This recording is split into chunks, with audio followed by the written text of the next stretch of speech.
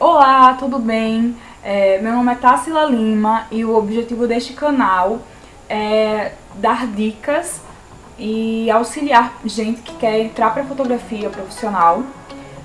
Neste momento eu estou ofertando um mini curso, uma oficina que está amparada pela Lei Aldir Blanc.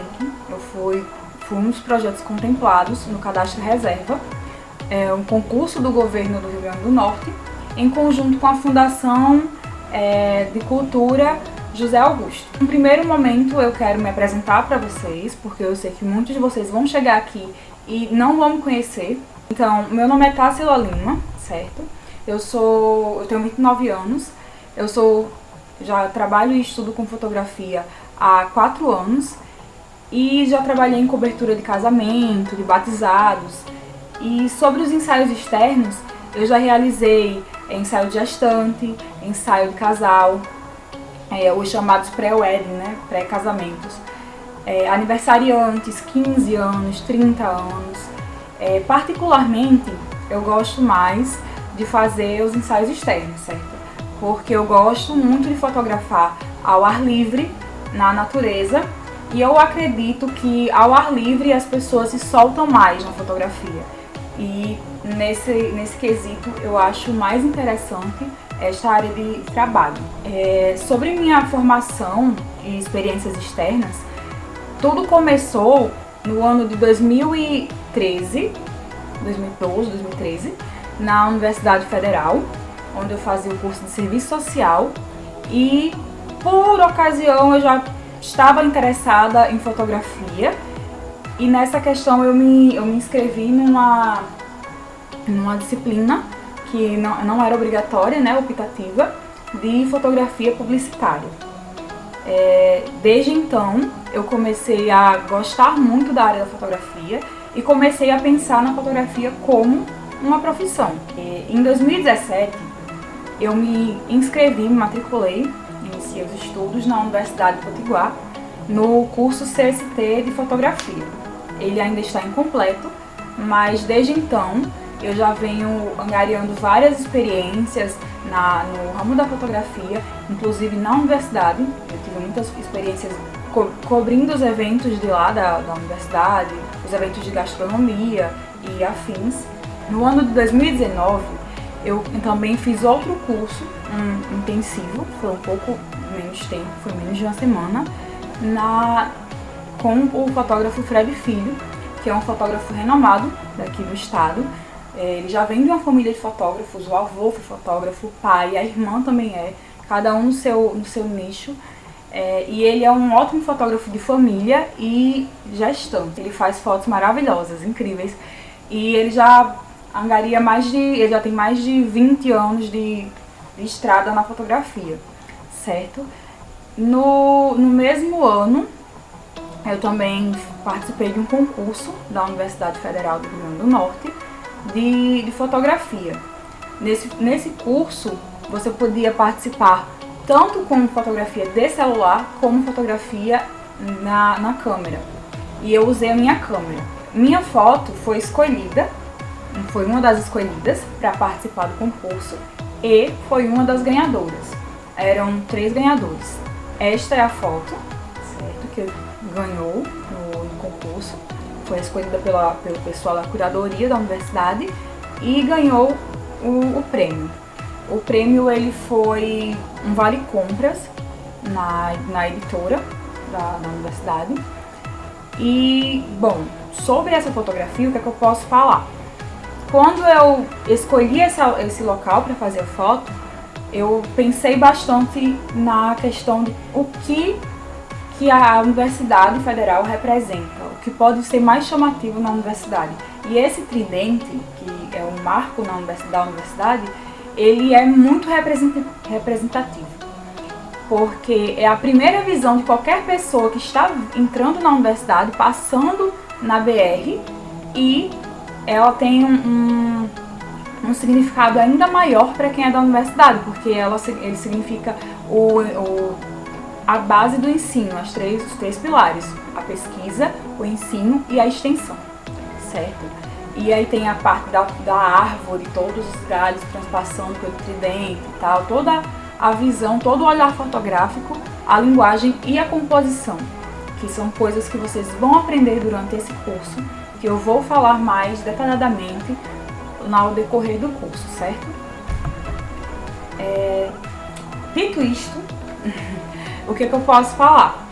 Pessoas que também participaram desse concurso fotografaram com câmera ou com celular, não foi uma coisa fechada para quem tem câmera profissional ou não, certo? Várias pessoas participaram e o que é que eu quero frisar nessa parte?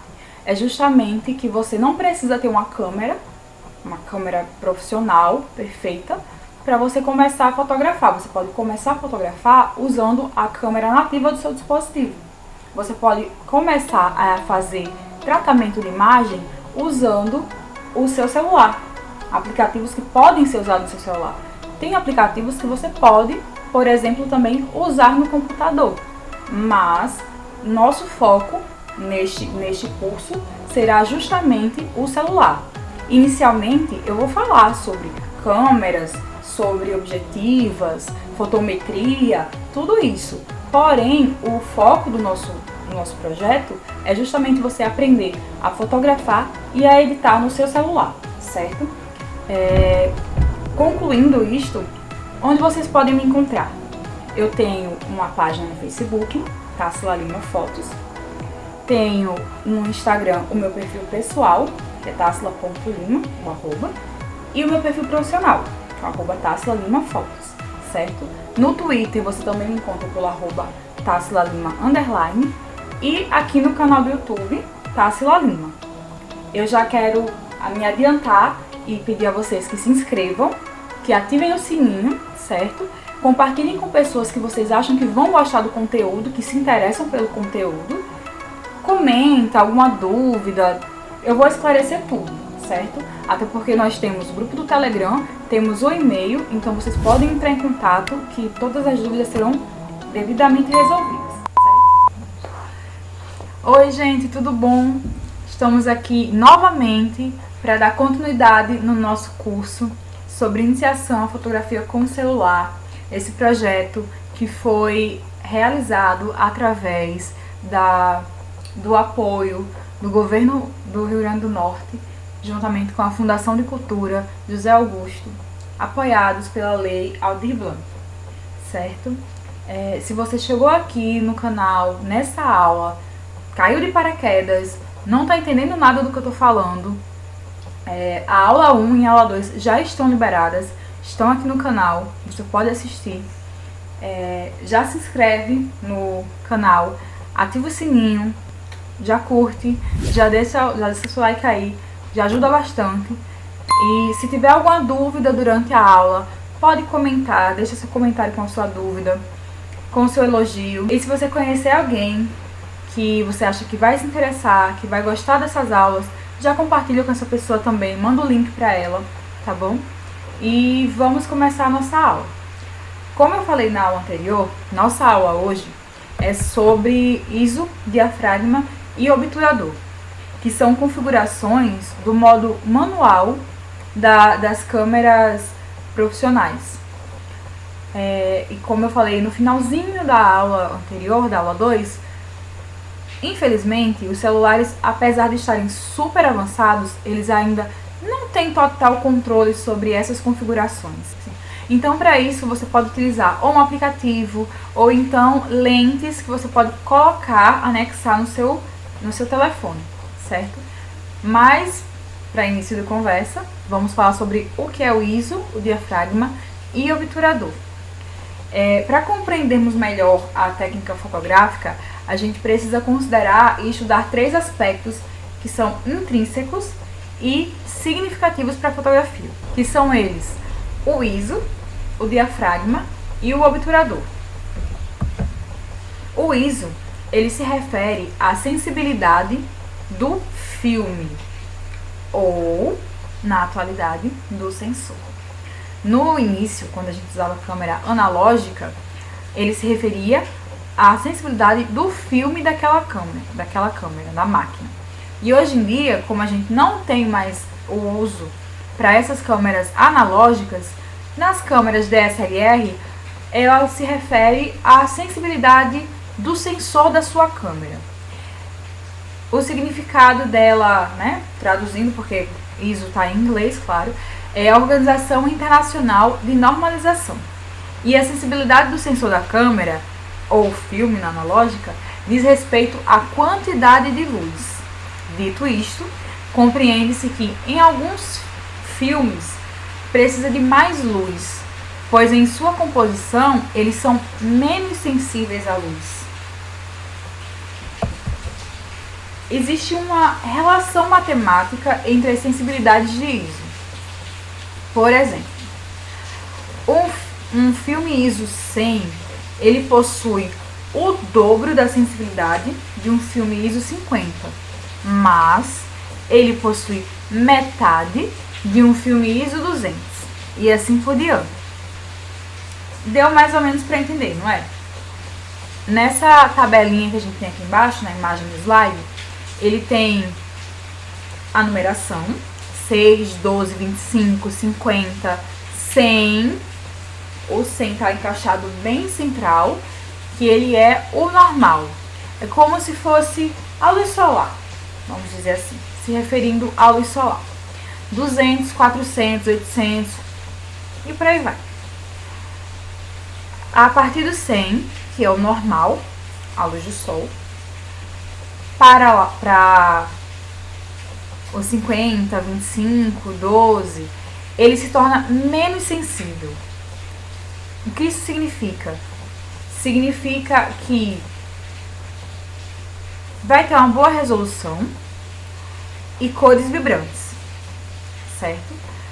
Do 100 para o 200, 400, 800, o ISO se torna mais sensível, ou seja, baixa resolução. A resolução significa, né, a qualidade da imagem, e as cores mais fracas, e assim por diante. Gente, eu não sei se vai dar pra estar ouvindo na gravação, mas justo hoje, durante a nossa aula, calhou de chover, tá bem forte. Então, se vocês ouvirem um chiadinho, um barulhinho, pode ser interferência da chuva, certo? Já quero pedir desculpa de antemão, caso vocês escutem. Mas não vai interferir no nosso conteúdo, certo? O ISO, ele também tem uma classificação de lenta, média e alta. O ISO de classificação lenta, ele se refere ao ISO de 20 a 125. Ele possui baixa sensibilidade, precisa de muita luz, permite grande ampliação com excelente qualidade, indicada para fotos de objetos estáticos, produtos, paisagens e imagens que precisem de grande definição de detalhes, como as fotos técnicas. Como o exemplo que eu usei na outra aula, das fotos de bijuteria, que precisam de muito detalhe, eu estava falando sobre a lente macro. Pois é, a classificação lenta do ISO, ela é indicada para essas fotos que precisem de definição nos detalhes da imagem. Já a classificação média é o ISO que vai do 200 ao 400, e eles precisam de uma boa quantidade de luz, mas menos que na lenta. As imagens capturadas são de boa qualidade. Ele é indicado para fotografar quase tudo. Natureza, animais, paisagens, fotos em estúdio e retratos. É a mais utilizada, vamos dizer assim. E o ISO de classificação alto, ele vai do 800 até o 3200. Ele possui uma alta sensibilidade, precisa de pouca luz e é útil para situações que você vai ter pouca iluminação. Fotos mais noturnas, shows, esses eventos mais noturnos. O próximo tema é o diafragma. O diafragma, ele é o responsável pela passagem e pelo controle da quantidade de luz que vai entrar na câmera, no sensor da câmera, ou na analógica, no filme da câmera. A quantidade de luz, ela é medida por meio de números chamados F, né? Que é fração. Que aí vai definir a abertura da lente. Um bom exemplo para o diafragma é a pupila dilatada do olho humano. O diafragma, quando abre, a pupila dilatada, e quando fecha, é o mesmo movimento do diafragma.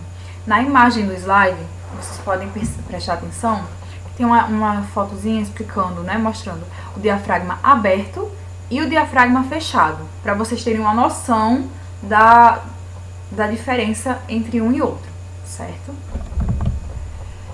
A escala de abertura do diafragma, a escala de abertura do diafragma, ela possui uma contagem inversamente proporcional. O que é que isso significa? Que quanto menor for o número F, né, fração, maior será a abertura e mais luz vai entrar na câmera. Deu para vocês pegarem isso aí? Quanto menor for o número, maior vai ser a abertura e mais luz vai entrar na câmera. Lembra lá das objetivas que eu falei sobre uma objetiva que tinha 1.4 de abertura, que ela era ótima para fazer retrato, porque ela dava um desfoque muito bonito? Pois é. Olha aqui essa imagem. Tem do 1, 1.4, 1.8, 2, 2.8 e assim sucessivamente. Do 1 ao 1.8, você vai ter o desfoque no fundo da imagem. E aí o número baixo, lembre sempre, grande abertura, certo? Mais luz vai entrar na câmera. E o número alto, como aqui após o 11 e o 22, pequena abertura, certo? E menos luz vai entrar na câmera. Vai ter um aumento da profundidade de campo. A gente vai falar sobre profundidade de campo aqui, certo?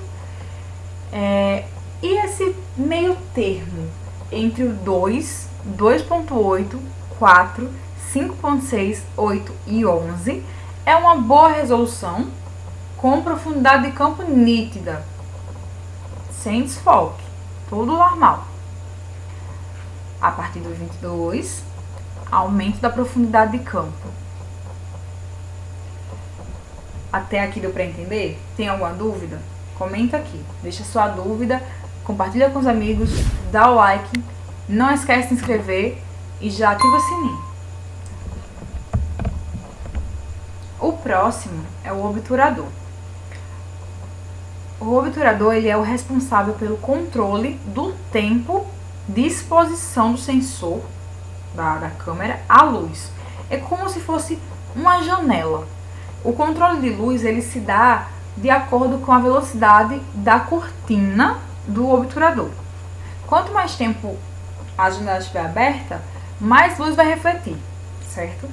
Aqui ao lado a gente vê a imagem da cortina de velocidade do obturador, certo? Ele é totalmente aberto e fechando todos os tempos, né? A escala de abertura do obturador, ela se refere ao tempo que ele se encontra aberto, certo? Como se fosse a pálpebra de um olho humano, abrindo e fechando. Este tempo, ele é medido em segundos ou frações de segundos e possui determinada sequência aplicada a todas as câmeras, sejam elas analógicas ou digitais, as DSLR. Abaixo a gente vê a imagem da escala de abertura do obturador, que vai do menor tempo, de 30 frações de segundos, até o maior, né? 1 por 1000. 1 sobre 1000. A velocidade mais lenta é justamente a de 30 frações de segundo. Essa velocidade que está marcada em vermelho no meio, 1/30, ela é a velocidade de segurança, né? Com o uso de tripé. A partir de 1 sobre 125 é a velocidade média.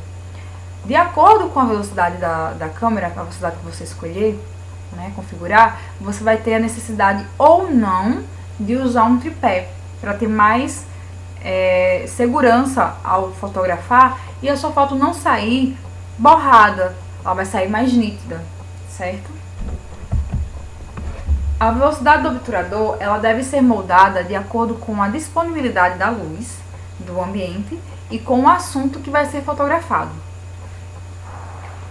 A velocidade alta ou rápida, que vai de 1 sobre 250 a 1 sobre 8.000 segundos, ela se utiliza para fotografar cenas ou objetos muito iluminados ou pessoas em movimento. Na opção das pessoas em movimento, a imagem é congelada, de acordo com a pequena fração de segundo que o obturador vai estar aberto. Se você estiver fotografando a pessoa correndo na velocidade alta, você vai pegar o movimento congelado, pessoa parada, naquele momento ali que o obturador estiver aberto. Já na velocidade baixa ou lenta, que é de 30 segundos a 1 sobre 30 segundos, vai ser diferente. Ela vai ser usada para longas exposições, por conta da pouca luminosidade.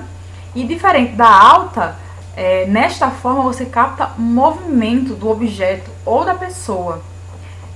Um exemplo muito bom é o exemplo das fotografias de águas de cachoeira, que elas dão todo um movimento, uma leveza para a fotografia, e elas são conhecidas como as fotografias véu de noiva, porque a cachoeira vai descendo a água e ela vai dando aquele movimento como se fosse realmente o véu de uma noiva. Aqui eu tenho até uma imagem para mostrar a vocês de exemplo da velocidade baixa, né, da longa exposição de uma cachoeira. Essa imagem aqui. As configurações estão no slide, certo? Perceba como realmente parece um véu de uma noiva. O movimento, a leveza da água caindo dá essa sensação de movimento. Se você fotografar uma pessoa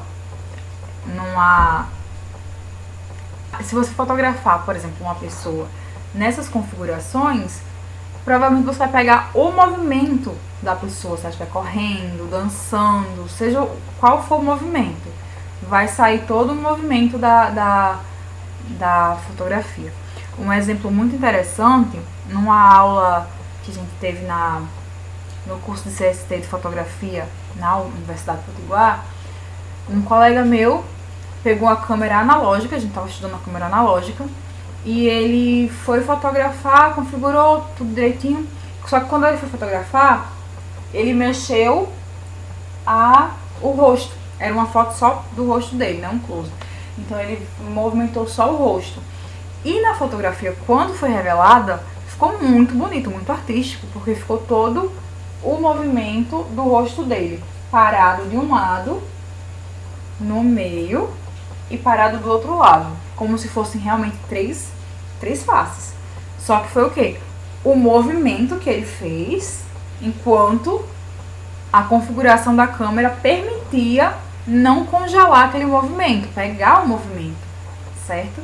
Essa é a diferença da longa exposição, né, da configuração lenta ou rápida. Na nossa próxima aula, a aula 4, nós vamos falar sobre a fotometria, certo?